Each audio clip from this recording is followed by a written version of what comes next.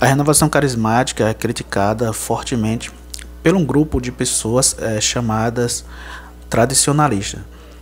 Esse grupo ele não aceita a renovação carismática católica e eles falam que a renovação carismática católica é protestante. Não só a renovação carismática, mas eles também não aceitam os papas que vieram depois do Concílio Vaticano II. Interessante que tem um número de católicos cada vez mais está aumentando que seguem, né, essa doutrina. A gente pode dizer que é uma doutrina porque algum bispo, né, já colocaram em nota que essas pessoas elas não estão de acordo com a doutrina da Igreja Católica, visto que eles não querem obedecer à autoridade do Papa.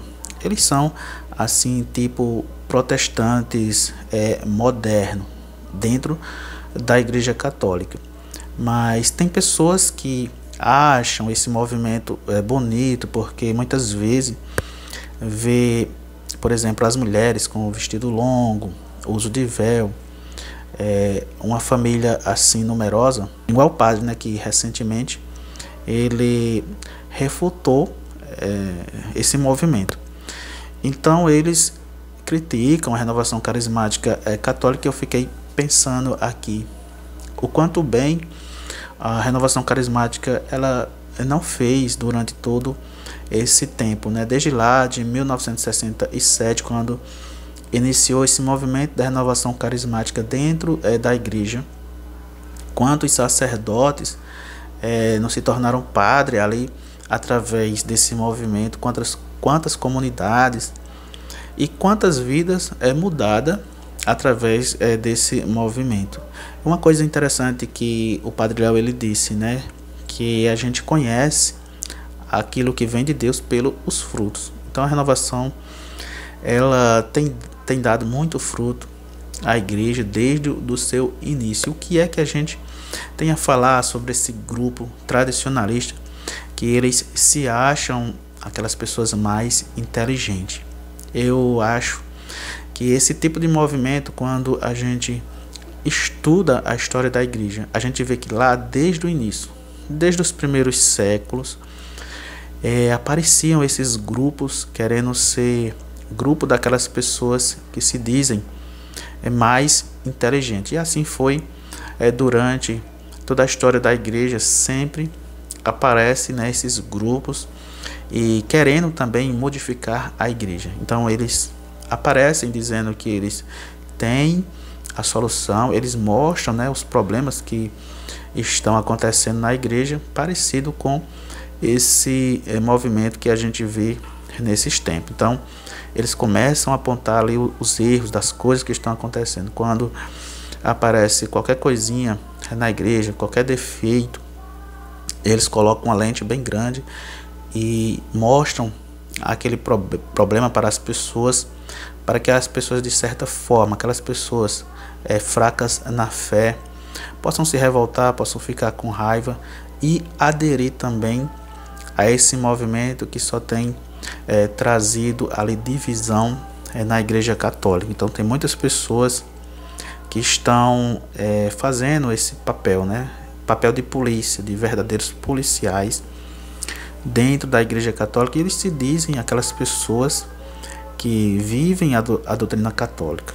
Eles têm como certo a doutrina da Igreja, né, aquela doutrina antes do Concílio Vaticano II, em que as missas eram celebradas em latim, que o padre ele celebrava a missa de costa, né, para os fiéis. Então não aceitaram quando o Concílio Vaticano II fez, né, essa mudança na liturgia. E eles dizem que a partir de então essa missa que nós assistimos aos domingos, ela não é válida. E eles aconselham essas pessoas que seguem eles a não participarem da missa aos domingos, ficar em casa apenas rezando o texto ou lendo alguma parte da Bíblia. Mas eles dizem que essa missa, que eles chamam de missa nova, ela não é válida. E também, depois do Concílio Vaticano II, as ordenações sacerdotais, os papas, nada disso são válidos. Olha só a confusão que esses povos estão colocando na cabeça das pessoas. E interessante e até preocupante é que até padres estão aderindo, né, a essa doutrina. Recentemente eu vi um padre falando do porquê ele aderiu ao tradicionalismo, e ele disse que por mais que o Papa fale, excomungue, ele disse que não está nem aí, porque eles acreditam que eles estão fazendo o que é certo. Isso aconteceu desde quando aconteceu o Concílio Vaticano II, em que um bispo ele não aceitou, não concordou com a mudança daquilo que a igreja fez. Então ele consagrou ali outros bispos, e de lá para cá esse grupo começou a crescer, né?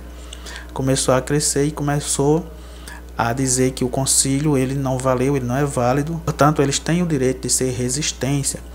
Eles se consideram resistentes a tudo aquilo que aconteceu no Concílio Vaticano II. E eles propagam também essa resistência para que outras pessoas se juntem a eles e sejam também essa resistência contra o Concílio Vaticano II, para que a igreja possa entender que tudo foi um erro e que possa voltar ao que era antes. Vamos falar um pouco sobre aquilo que eles questionam sobre a língua, né, falada. Eles dizem que a missa é para ser celebrada em latim, como era antes, né, como era no tempo de Padre Pio, Santa Teresinha.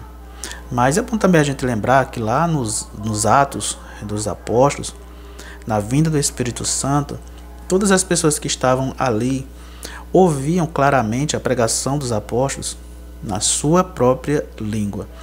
Então, essa questão de ficar presa apenas uma língua que as pessoas não entendem, isso eu não acho que tem muito a ver, não. Outra coisa também é quando eles criticam a renovação carismática católica de protestante, mas vamos analisar um pouco se a renovação carismática ela é protestante, porque ela tem um jeito diferente de rezar, e também ela propaga muito os dons do Espírito Santo, que a gente sabe que é bíblico, que a gente sabe que no início da igreja, ali em Atos dos Apóstolos, no derramamento do Espírito Santo, ali foi derramado os dons espirituais, e a gente sabe que é da vontade de Deus a gente vivenciar, a gente ter esses dons para que a gente possa ajudar outras pessoas. Então, por tudo isso, eles dizem que a renovação carismática ela é protestante,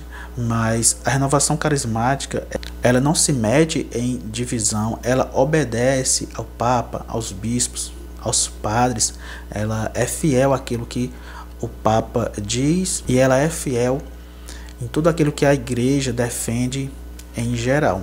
Então, eles criticam que a renovação carismática ela é protestante, mas se a gente analisar quem é que está sendo protestante, quem é que está protestando, né? E quando a gente se rebela contra aquilo que o Papa diz, contra aquilo que o Papa faz, a gente não está sendo protestante, né? Porque protestante vem de protestar. Então, quando a gente protesta alguma coisa que é dito, que é falado, que é defendido pela igreja, a gente está sendo protestante, sim. Então, nesse caso, quem é que está sendo mais protestante? A igreja é o corpo de Cristo. E o corpo de Cristo, que é a igreja, é unidade. O Espírito Santo ele age na unidade. Se não tiver unidade, não há a presença do Espírito Santo. A gente vê que esses grupos, eles não têm unidade. Tem uns que dizem que obedecem ao Papa, mas fazem vídeo falando mal daquilo que o Papa fala. Já tem outros que abertamente dizem que não obedecem ao Papa, que não existe Papa, que desde o Concílio Vaticano II não tem Papa. Então a gente vê esses grupos, uns divergindo com os outros.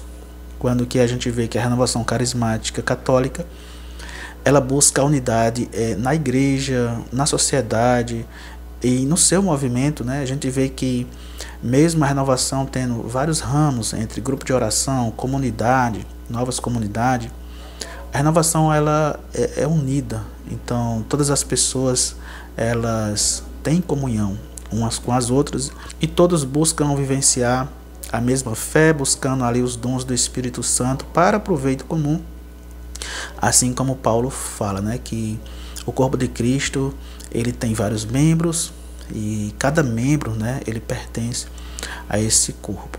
Outra coisa também que a gente deve levar em consideração é a respeito da humildade, né? Esses movimentos que desde o início da igreja acontecem, esses movimentos surgem, né, para criticar a igreja, para pegar alguns casos ali da igreja e colocar aquela situação em uma lente. Essas pessoas se consideram mais inteligentes e por causa disso elas se sentem no direito de criticar e de reprovar a igreja e também outros grupos relacionados à igreja. Uma das primeiras heresias que a Igreja Católica teve de lutar foi contra o gnosticismo, que esse grupo eles diziam ter ali uma revelação secreta, um estudo secreto. Eles achavam que eles eram aquelas pessoas, né, que tinham o poder ali do conhecimento e só eles estariam salvos. Depois disso vieram outros grupos também que se achavam os conhecedores da verdade e que por isso criticavam a igreja, criticavam os papas, até chegar lá em Martinho Lutero também, com esse espírito aí orgulhoso de que estavam com a verdade, começaram a ter esse movimento de criticar o Papa e de não aceitar a doutrina católica, de não aceitar os sacramentos da igreja. Dizem que eles só aceitam 2 sacramentos, que é o batismo e a Eucaristia, mas na verdade tanto o batismo como a Eucaristia não está de acordo com aquilo que a Igreja Católica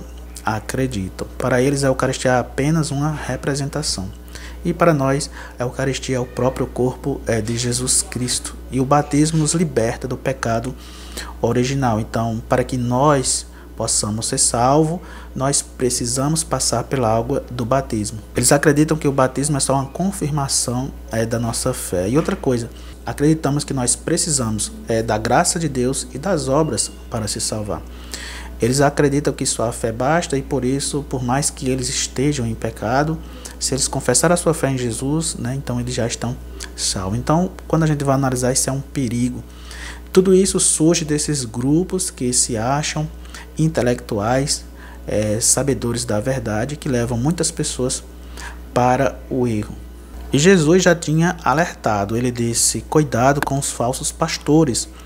Ele vem a vós vestido de ovelhas, mas no fundo são feras devoradoras. Então Jesus já nos alertou de que a igreja dele, como ele fala lá em Mateus capítulo 16, 18, ele disse que as portas do inferno não iam prevalecer. Então deixou a entender que o inimigo ia estar sempre tentando de alguma forma derrubar a igreja, mas não ia conseguir. Isso acontece durante toda a história da igreja. A gente vê quantos movimentos, quantas pessoas, quantos grupos não quiseram derrubar a igreja, mas ela continua firme, mesmo com pessoas pecadoras. Esses grupos, eles se acham as pessoas santas, as pessoas certas. A gente vê que a igreja, desde quando ela foi fundada, ela não foi ali formada por pessoas santas, totalmente santas. A gente vê isso já na vida dos apóstolos de Jesus, que traíram Jesus, que negaram Jesus, né? Pessoas que abandonaram Jesus, né? Quando fala lá em João capítulo 6, quando Jesus estava falando do seu corpo, que era para ser comido, muitos discípulos abandonaram o Senhor. Jesus olhou para os seus discípulos e diz: e vós quereis abandonar-me também? Então, a igreja de Cristo ela é feita de pessoas comuns, pessoas que acertam, pessoas que erram, mas que quem está no comando é o próprio Jesus. Se você pegar e ler aquele livro de Santa Catarina de Sena, O Diálogo, onde Deus ele fala ali, ela escreve, Deus vai falar que os pecados das pessoas que estão à frente da igreja é Ele que vai julgar, não é as pessoas. Então muitas pessoas se querem colocar no lugar de Deus e querer julgar o Papa, querer julgar os bispos, querer julgar os padres por alguma coisa errada que eles fizeram. Nós não temos esse poder, né? Esse poder é só de Deus. E por isso que essas pessoas caem no erro, nessas heresias de se acharem as melhores pessoas e de terem o direito de criticar e de condenar aquelas pessoas que pensam diferentes dela. E esse é um alerta para você que talvez esteja aí seguindo esse grupo de pessoas que estão cada vez mais frequentes nas redes sociais, dizendo que o Papa não é Papa e que a Igreja Católica ela não é a verdadeira Igreja Católica. Então você que está acompanhando, seguindo essas pessoas, reflita um pouco, né? Reflita se essas pessoas verdadeiramente elas estão com a verdade, porque quando a pessoa está na verdade, ela está na obediência. Santa Catarina de Sena diz que jamais falaria mal de um Papa, e ela falava, né, se referindo ao Papa, o doce Jesus Cristo na terra. Então a gente vê que os santos, que realmente eram santos, eles obedeciam aos papas e jamais falavam mal dos papas. Então fica esse alerta para nós. Se você puder curtir esse vídeo, compartilhar com mais pessoas, para que quem sabe essas pessoas que estão seguindo esses grupos, essas pessoas que estão aderindo a essa doutrina, né, essa nova doutrina que surgiu a partir do Concílio Vaticano II, que elas possam entender em que situação elas estão, em que perigo, né, elas estão, porque esses grupos eles aconselham as pessoas a não participarem da missa aos domingos, né, porque segundo eles essa missa não é válida. Então se não tiver aquela missa tradicional que eles acreditam ser a missa verdadeira, eles dizem que não precisam ir nessa missa que nós participamos. Então isso é um perigo, né, fazendo com que os fiéis eles praticamente perdam a sua fé e não participe dos sacramentos, não participe da missa. Então é um alerta. Se você puder curtir esse vídeo, compartilhar, nos seguir, desde já, Deus abençoe.